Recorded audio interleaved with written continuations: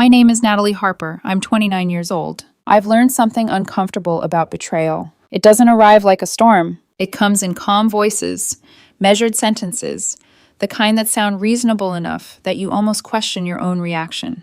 By the time you realize what's happening, it's already been living in your life for months. We were sitting at the small dining table in my apartment, the one I paid for. I had my laptop open, a spreadsheet glowing softly on the screen. Rent, utilities, groceries, his phone bill, gym membership, subscriptions. Every number neatly organized. Everything accounted for. Everything, except what I was actually getting in return. He leaned back in his chair, arms crossed, watching me like I was taking too long to understand something obvious. Then he said it. I care about you, but only as a friend. He said it gently, like he was placing something fragile on the table instead of dropping it. I didn't react right away, not because it didn't hurt, but because it made a strange kind of sense. The past few months replayed in my head. The distance, the indifference, the way he'd started treating me like something convenient. What does that mean? I asked quietly. He sighed, already annoyed. Don't make it a big deal, Natalie. I'm just not in love the way you are. You're stable, safe, like emotional support. Emotional support. I looked down at the spreadsheet again, at the numbers, at the life I had been quietly maintaining for both of us. And then I said the sentence that changed everything. Friends don't pay the bills. He laughed, actually laughed. Wow, he said, shaking his head. So you're punishing me for being honest?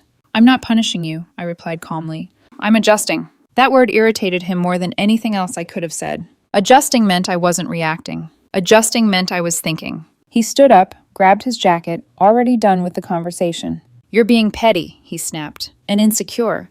This is exactly why I didn't want to say anything. I didn't argue, didn't defend myself, didn't try to convince him to stay. Because the most unsettling part wasn't what he said. It was how certain he sounded. Like nothing would actually change. Like I would still be here. Exactly the same, no matter what he decided. You'll cool off, he added casually. You always do. That was the moment, not the rejection. Not the word friend. That assumption. That I would stay.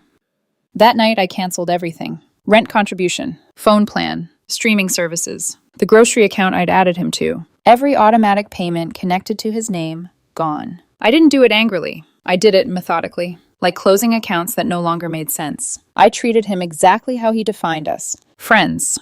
3 days later, my phone rang. Unknown number. I almost ignored it. Almost. But something in me, curiosity maybe, made me answer. Hello? There was a pause. Then a woman's voice. Hey, do you still remember me? I frowned slightly. Yes, who is this?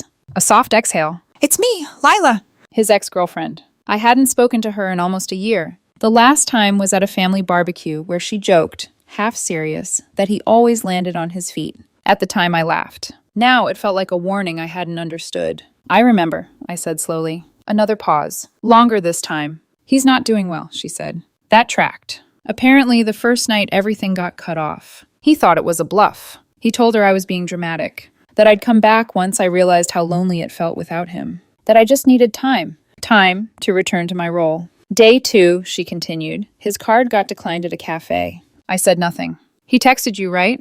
He did. Angry, not worried. Of course. Day 3. She hesitated. He didn't go to work. He just stayed home, refreshing his banking app like it was broken. I leaned back in my chair, staring at the ceiling. He keeps saying the same thing, she added. What? That you wouldn't actually do this. That you need him. I let out a quiet breath. That sentence hit harder than anything he'd said to me. Not because it was cruel, but because it was honest. I asked her the only question that mattered. Why are you calling me? Another pause. Because he wouldn't. He says you're being cruel, she said. That he won't beg. I almost smiled. Almost. So what do you want? I asked. Her voice softened. I want to know if you're serious. I looked around my apartment. Clean. Quiet. Peaceful in a way it hadn't been in months. No tension. No background noise of someone tolerating me. Yes, I said. I'm serious. She exhaled slowly. Not surprised. Almost relieved. Then I should probably tell you something, she said. My fingers tightened slightly around my phone. What? She hesitated, like she was deciding how much damage she was about to cause. He thinks you'll come back, she said finally. Because you always fix things, you always pay. I closed my eyes for a second. Not shocked. Just confirmed. He built his life assuming you'd keep doing that. There it was. Not love. Not partnership. Assumption. I didn't respond. Didn't need to. because something inside me had already shifted. Not loudly, not dramatically, just quietly, into something colder, clearer. I'm not helping anymore, I said. Not financially, not emotionally, not at all. She was quiet for a moment. Then she said something I didn't expect. For what it's worth, I never liked how he treated you. That landed heavier than it should have, because it meant someone else had seen it, long before I did. Before hanging up, she added one last thing. Just be careful, she said softly. He doesn't like losing control. After the call, my phone buzzed. A message from him. We need to talk. You're taking this too far. I stared at the screen, then set the phone down without replying. An hour later, another message appeared. I said I cared about you. I picked up the phone, typed one sentence, then hit send. Friends don't make demands. And that's when everything started to unravel. He didn't explode right away. That would have been easier. Easier to dismiss. Easier to hate. Instead, he tried control first. The next morning, I woke up to 3 missed calls and a voicemail that began calm and ended with that sharp little edge I had spent a year pretending not to notice. Natalie, this is ridiculous. You're acting like I cheated on you or something. I was honest.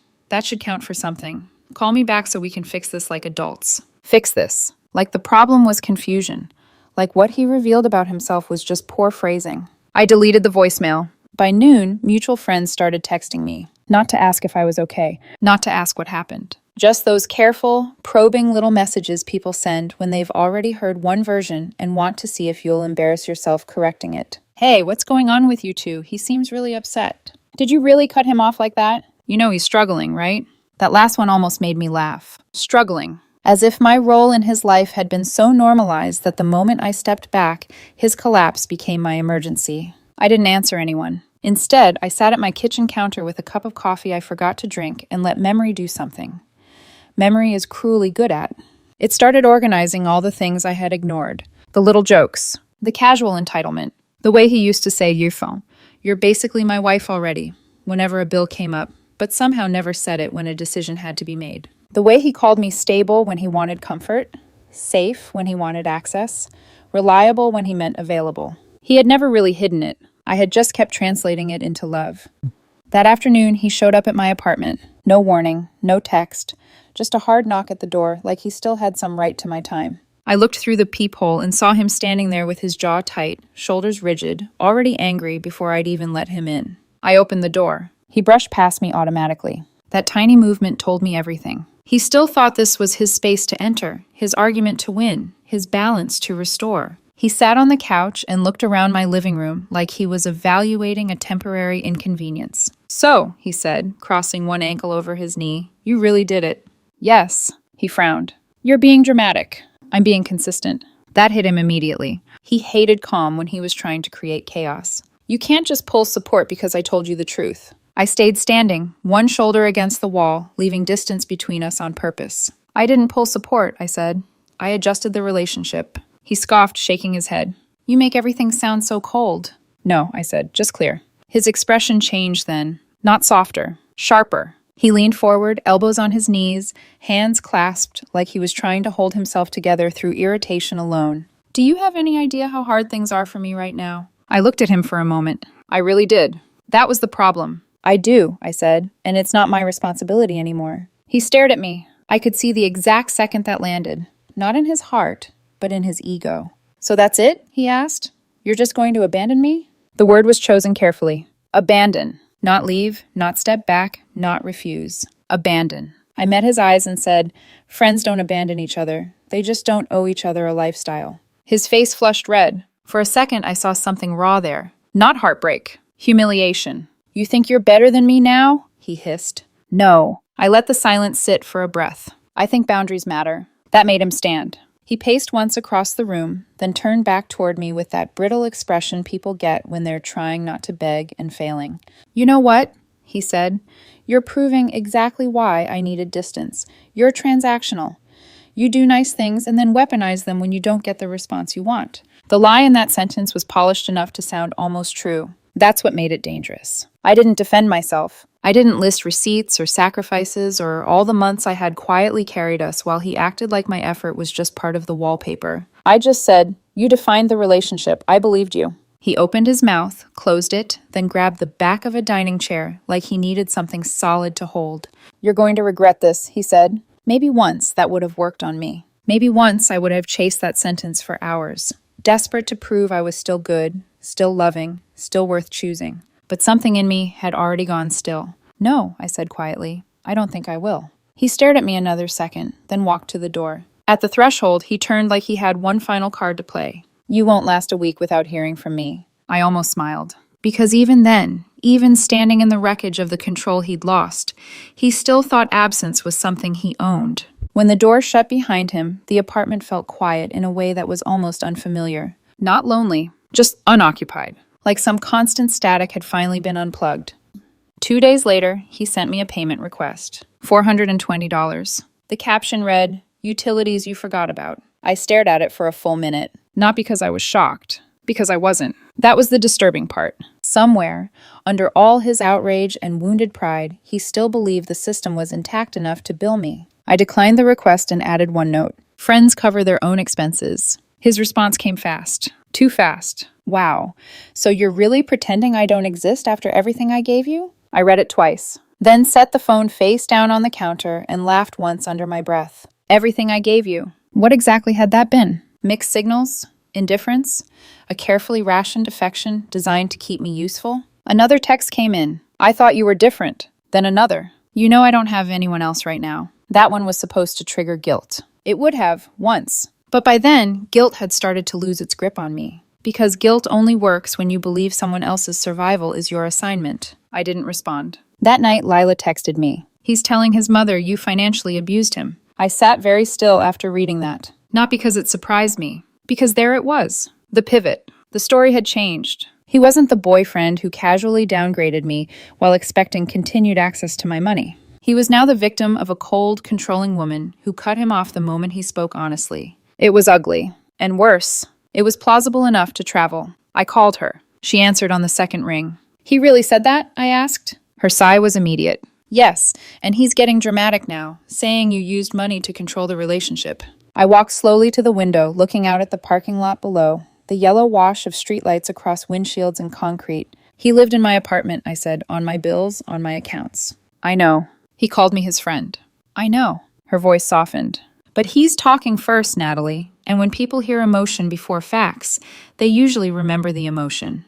That sentence settles in my chest like a warning. "Does anyone believe him?" I asked. She hesitated. "Some people are starting to ask questions." That made sense. He was charming in exactly the way people find convincing when they've never had to live inside it. "He slipped up, though," she added. "How?" "He told his mother you'd cave eventually because you hate being seen as the bad guy." I closed my eyes. There it was again. That assumption that my kindness was really just weakness with better manners. That if enough pressure got applied, from family, from friends, from guilt, I would fold. I leaned my forehead lightly against the cool glass.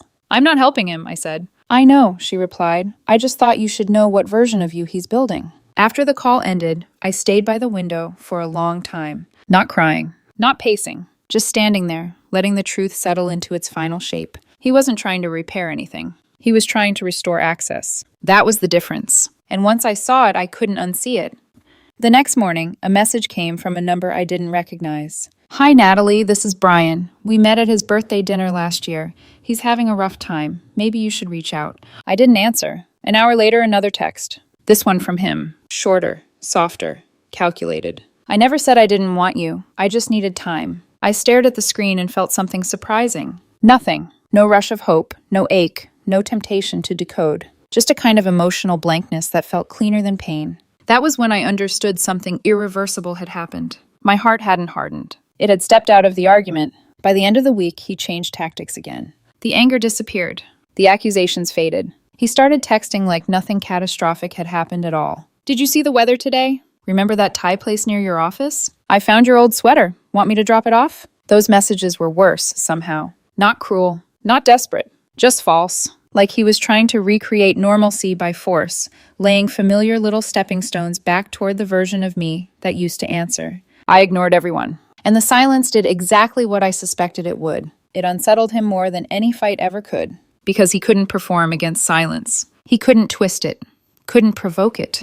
Couldn't make himself the center of it. So he reached for nostalgia. One night, he sent a photo of us together from months earlier. A selfie. I was smiling openly, looking at him like I was still inside the story I thought we were building. He wasn't looking at me. He was half turned toward the camera, expression distracted, like he had somewhere else to be, even then. Under the photo, he wrote, "We were happy here." I stared at it for a long time, not because I missed him, because I realized he was still doing it, still narrating the relationship in whatever version protected him best. I deleted the photo. No reply. No explanation. Just gone. A few minutes later, Lila called again. This time her voice was flatter, tired. "He tried to move back in with his mother," she said.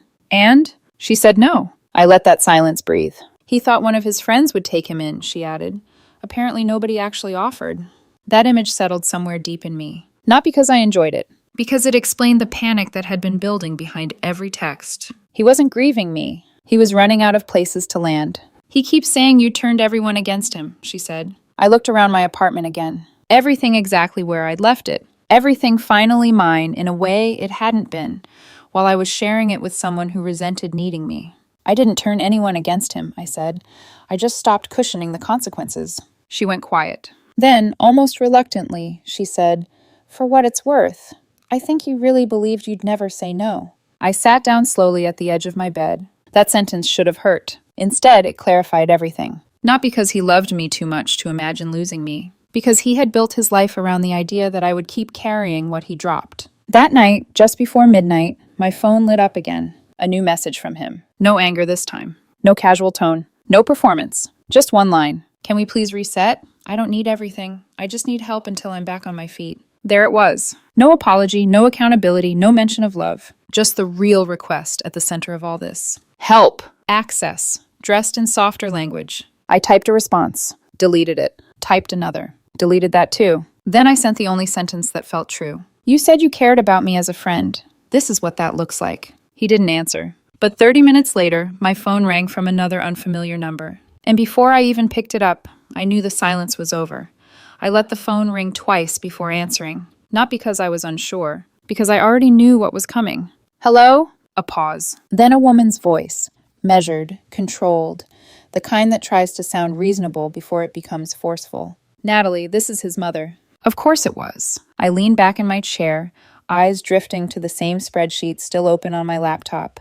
The numbers hadn't changed. Just the meaning behind them. "I figured," I said. Another pause. "I think there's been a misunderstanding." There hadn't been. Not a single part of this was unclear. But I didn't interrupt. I let her speak the way people do, when they believe if they say enough words, they can reshape reality into something more convenient. "He's under a lot of stress right now," she continued, "and I think cutting him off so suddenly, it's extreme." Extreme. That word again. Not unfair, not inaccurate. Just inconvenient for her. "Relationships aren't transactional," she added. "You don't just withdraw care overnight." I let the silence stretch long enough that she had to wonder if I'd hung up. Then I said calmly, "I agree." That seemed to catch her off guard. "Real care doesn't disappear overnight," I continued. "It fades when it's one-sided." There was a shift in her breathing. Subtle, but there. "He told me you're punishing him," she said finally. "I'm respecting what he told me," I replied. "He said he cared about me as a friend." I adjusted accordingly. That wasn't the answer she wanted. I could hear it in the slight tightening of her tone. "Well," she said, "friends don't abandon people when they're struggling." I exhaled slowly, keeping my voice level. "Friends also don't rely on one person to carry their entire adult life." Silence. Heavier this time. More honest. The call ended shortly after that. Not resolved. Just finished.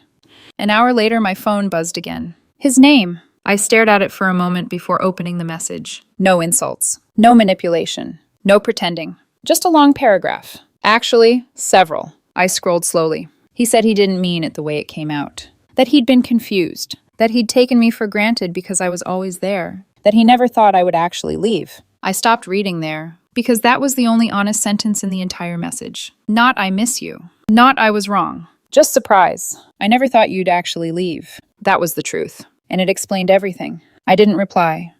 The next morning, Lila texted me. "He packed up the rest of his things from your place." I looked around the apartment. It felt different now. Not empty. Lighter. Like something dense had finally been removed from the air. "He keeps saying you blindsided him," she added. I typed back. "That's not what blindsided means." She replied almost immediately. "For what it's worth, I think this is the first time anyone's ever said no to him." I set my phone down and sat there for a while, letting that sink in. Because that was the part no one says out loud. Sometimes people don't break when they lose you. They break when they lose what you provided. For almost a full day after that, nothing. No text, no calls, no messages through friends, no attempts to pull me back into the orbit he had spent the past week trying to rebuild. It was quiet in a way that felt staged, like the silence before someone makes one last move. And right on time, my phone buzzed again. A name I hadn't seen in years. His father. I almost laughed. Almost. But curiosity has a way of pulling you into conversations you already know won't go anywhere. So I answered. Natalie, he said, skipping any greeting. I'll be direct. He's struggling, and I think you're being unnecessarily rigid. Rigid? That word always shows up when people can't say, "You're not doing what we want." I stayed quiet. He took that as permission to continue. She made a mistake, and he said, "People say things they don't mean. You don't dismantle a relationship over one sentence." I leaned back, eyes tracing the ceiling. She didn't lose a relationship, I said finally. A pause. She clarified it. He sighed, like I was being difficult on purpose. You know she relied on you. Yes, I said. That was the problem. That stopped him. Completely. She assumed you'd always be there, he said slowly. I know. And now she's learning otherwise. There was accusation in his voice, like I had failed some invisible obligation. No, I said. She's learning consequences. The line went quiet, then disconnected.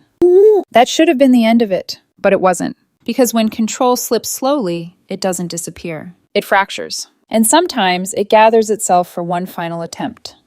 That night, at exactly 2:17 a.m., my phone lit up again. A message from him. Just one line. I didn't think telling the truth would cost me everything. I stared at it in the dark. The room silent except for the faint hum of the refrigerator in the kitchen. That sentence sat there, almost convincing, almost reasonable, almost enough to make someone question themselves. I picked up my phone, typed a response, then paused, because this was the moment. The one where people either soften or finally hold the line. I hit send. The truth didn't cost you anything. A second passed, then another. I added one more message. The assumptions did. No reply came. Not that night. Not the next morning. Not at all.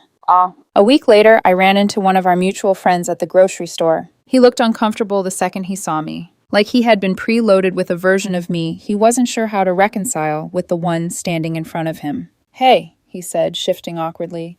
She's been telling people you abandoned her. I nodded. That sounds like her. He hesitated, then lowered his voice slightly. For what it's worth, once people started asking questions, her story didn't really hold up. That didn't surprise me. Stories built on emotion collapse when they meet details. Rent receipts, account statements, timelines. Facts are quieter than accusations, but they last longer. Yeah. 2 nights later, Lila sent me one last message. She's moving to another city. Says she needs a fresh start. I read it once, then again, and for the first time since all of this started, I felt something close to relief. Not because she was gone, but because the story had finally ended without me needing to finish it for her. I typed back. I hope she finds what she's looking for, and I meant it. Not out of kindness, out of closure. Because I wasn't carrying anything from this with me anymore. Here's the part no one talks about. Walking away doesn't feel powerful. Not at first. There's no big moment, no applause, no sense of victory. It feels quiet, almost anticlimactic, like closing a door that should have been shut months ago. She said she cared about me as a friend, so I treated her like one. And when the benefits stopped, so did the illusion. I thought that was the end of it. I really did. Until 3 nights later, my phone buzzed again. And this time, the message made my stomach tighten before I even opened it. I'm outside, I didn't reply. I just stared at the message for a few seconds, letting it settle. I'm outside. Not can we talk. Not please. Just a statement. Like proximity was still enough to earn access. Another message came through a few seconds later. Please don't ignore me. I just need 5 minutes. I set the phone down. Waited. Counted to 60 slowly, like I needed that space to decide which version of myself was about to open the door. The one she was used to, or the one I had become. Then I stood up and walked to the door. Looked through the peephole. She looked smaller. Not physically, just diminished. Like something inside her had deflated. Oversized hoodie. Hair pulled back without care. A tote bag clutched tightly in both hands, like it was the only thing keeping her anchored. For a second, I almost remembered what it felt like to want to fix that. Almost. I opened the door, but I didn't step aside. Didn't invite her in. She looked up immediately, like she had been holding her breath. Thank you, she said quickly. I won't take long. I didn't respond. Just stood there, one hand still on the door. That was enough. She started talking immediately. Fast, slightly uneven, like if she paused, I might close it. I didn't think you'd actually do this, she said. I mean, I knew you were upset, but you don't just walk away. There it was again. The version of me she had built in her head. Predictable, reliable, permanent. I wasn't trying to hurt you, she added quickly. I just needed space. I thought you'd understand. I did understand, I said calmly.